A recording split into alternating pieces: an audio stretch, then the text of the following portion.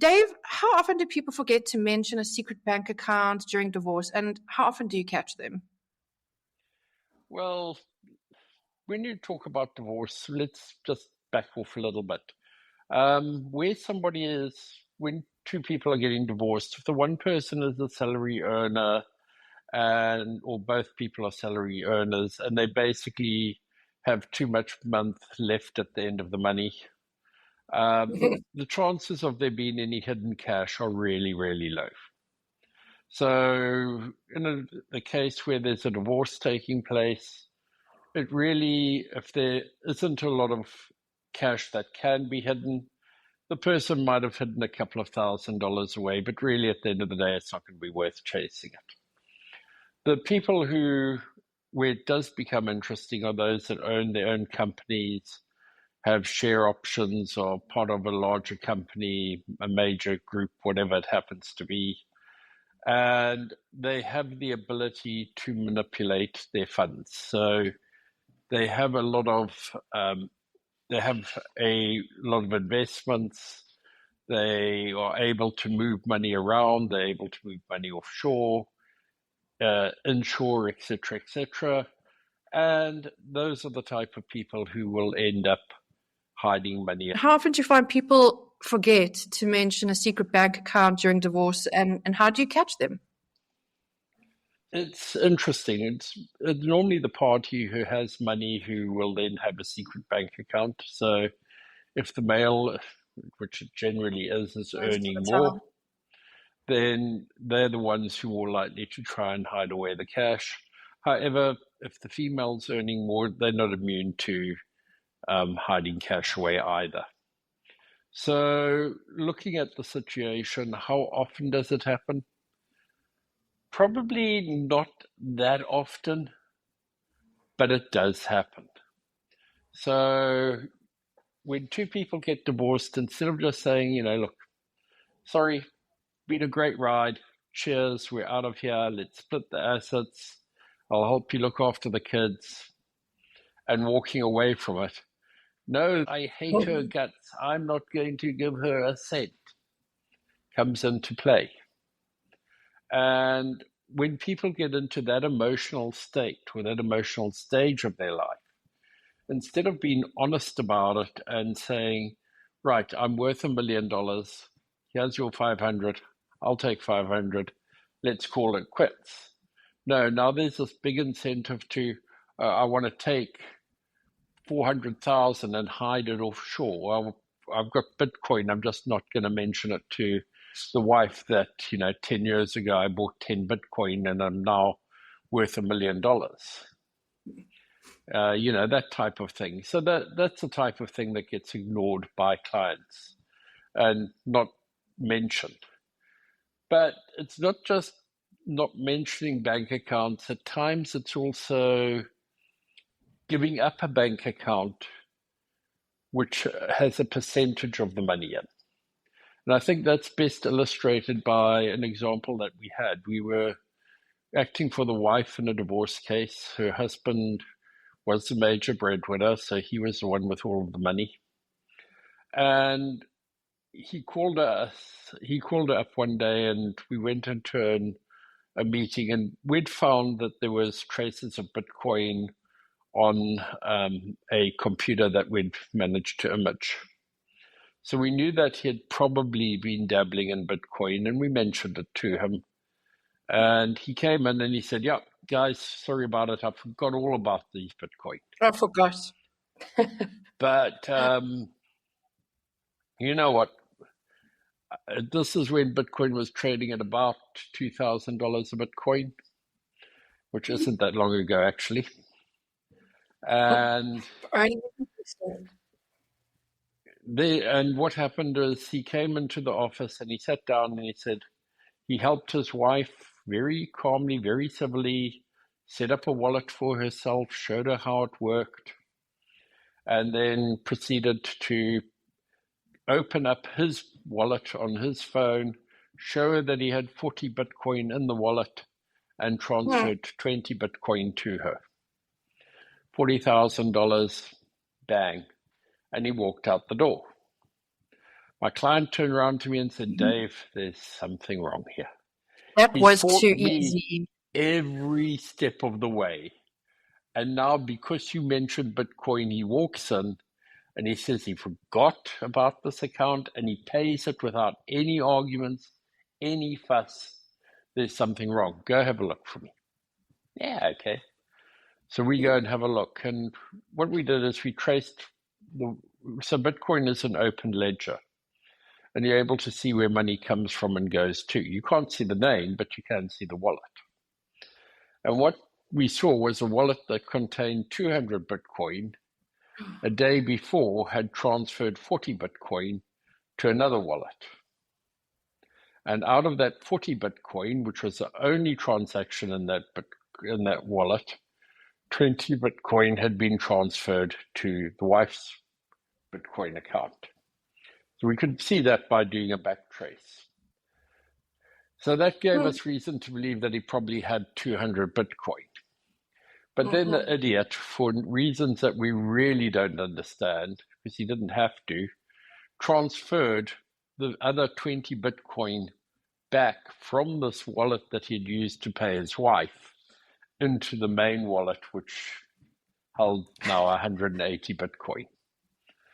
So we got hold of him and we brought him back in and we showed him the evidence of what had happened. And we said, okay, thanks very much, but pay us another 80 Bitcoin, which he subsequently paid. So my client was very happy because we'd found $200,000 for her. And if she's held on to that, she'll now be a multimillionaire. I really, really hope so. I mean, on that, what's the wildest excuse you've heard from someone trying to downplay, for example, the value of their business? You must have heard some crazy stuff. Look, the crazy stuff doesn't come from the people who are trying to downplay the asset value. The crazy stuff, unfortunately, comes from business valuators.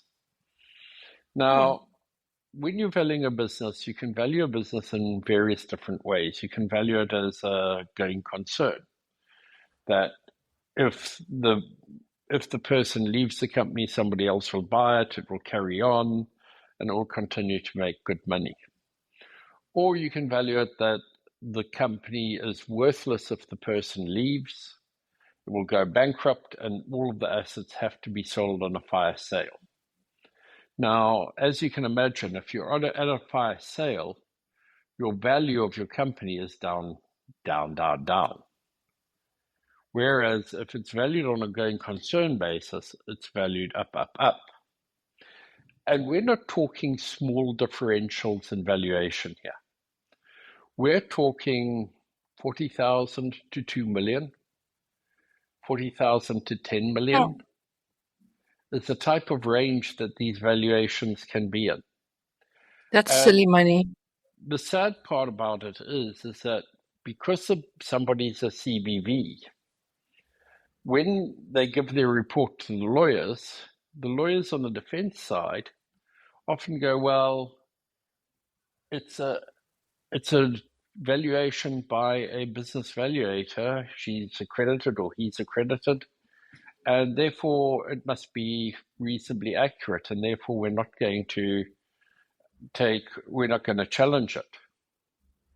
And really, at the end of the day, that's the biggest disservice that lawyers can do for their clients, is not to have the company valued by another professional valuator based on maybe what would be a different set of assumptions. At times maybe it would be the same set of assumptions, but at times it's very much a different set of assumptions. What happens to the partner that potentially doesn't bring in money, but they're doing other things like running the home, taking kids to school? What is the best advice that you've got for a person that's been doing that? Well, the best advice is always have a nest egg hidden away. Because when a divorce takes place, one of the saddest things that we see so often is that the person who is the stay-at-home mom or the stay-at-home dad has no money to fight the action. They've got no money to employ somebody like me. They've got no money to employ a good lawyer. And they end up in a situation where they literally have no money in order to challenge business valuations, to be able to challenge what's happened to shares, be able to trace what's gone on with investment accounts. They have no ability to do any of that without having money. And that nest egg, does their partner have access to that, for example? No, well, the whole reason why it's a nest egg is because you don't want the other person to know that it's there at the time. And this is a horrible thing because divorces often don't take place over a matter of years. They sometimes do. But the majority of time when a divorce takes place, it's sudden. It's you walk in and find your husband in bed with your best friend. And you kind of go, this marriage is now over. Yeah. And but when something like that happens, as you can well imagine, you've got no time to prepare. There's no time then to raise money or to hide money or to do anything else. You don't have that opportunity. And unfortunately, most of us don't live in a circumstance where we can afford to get a nest egg behind us. I mean, we read often that most people have too much month, left at the end of the money, that they literally are living from paycheck to paycheck. And, to then put away 30, 40,000 into something that would be necessary should you find yourself in a divorce situation just isn't going to happen because you just don't have the funds to put away to start with. How can you tell when someone's lifestyle doesn't match what they're reporting on paper? Is it all about receipts or is there more to it? There's often more to it. So in construction, especially small construction companies, they'll ask to be paid in cash for a portion of the job, and a portion of the job they'll take a check for or in e-transfer. And the reason why they're doing that is so that they don't have to declare that income to the receiver. And you could have a look at their financial statements and they said, oh, I did 10 basement remodelings this year and I made $150,000 on the basement remodeling. And my costs of doing the basement remodeling were $140,000. And you go, right, so you did 10 of these jobs for a year and you only made $10,000. No, doesn't work like that. And then you start going through their bank statements and you see that the money that they're not spending money on necessities of life. So they're not spending money on food, they're not spending money on entertainment, they're not spending money on anything where cash can be used. And then you think to yourself, okay, so this is what the game is. The guy's getting paid in cash, and he's going and he's spending the cash at Costco or at one of the grocery stores. And that's how he's converting that illegal cash into real product. It's a basic form of money laundering. But unfortunately, it happens all the time. Do you think people know that they're doing money laundering, or do they think that they're just kind of juggling their money around? They know full well what they're doing. They know that Okay. it's money laundering. Oopsie. They don't call it money laundering because, oh, gee, that would be a crime, and I'd never commit a crime. Never. But, at the end of the day, money laundering is when you get cash, you're hiding it away from the government and you're not paying your taxes and not paying your dues on it. And that's what people do. Look, the easiest way to commit fraud is to take a set of financial statements and make them into whatever you want. So I can, even in an audited company, if I own shares in a business and it's been audited, um, you'll hear quite often that most companies have three sets of books. They have one set of books for the bankers, they have one set of books for the receipt of revenue, and they have one set of books which are accurate. And that's kind of what happens. So if I'm getting divorced and I've had my books audited and let's say I made $1 million profit in the last year, I don't really want to share $1 million with my ex. Come on. So all I do is I go into a decent program that you can edit PDFs in, something like Adobe. I go in and I just change a few of the numbers and I write my profit down to 100,000. And because they look as if they've been signed off by the auditors and everything else, nobody cares. And the wife's sitting there going, but how has he made so little money that year? And meanwhile, all it is it's been photoshopped. Quite often you'll see that the fonts aren't exactly the same. We've had one where the person had just put a text box over the actual number. So when we went into the PDF, we were able to see that, oh, this text box is there. And when we moved it, oh, hello, there's the real number underneath, which was quite funny. That one was very savvy. that one was a slam dunk that he'd committed fraud. But this Give is each other a high five. Got him. This is kind of the things that people will do. I mean, it never ceases to amaze me the amount of times that lawyers accept emails without questioning where they came from or what the attached documentation actually is. Because I can alter just about anything.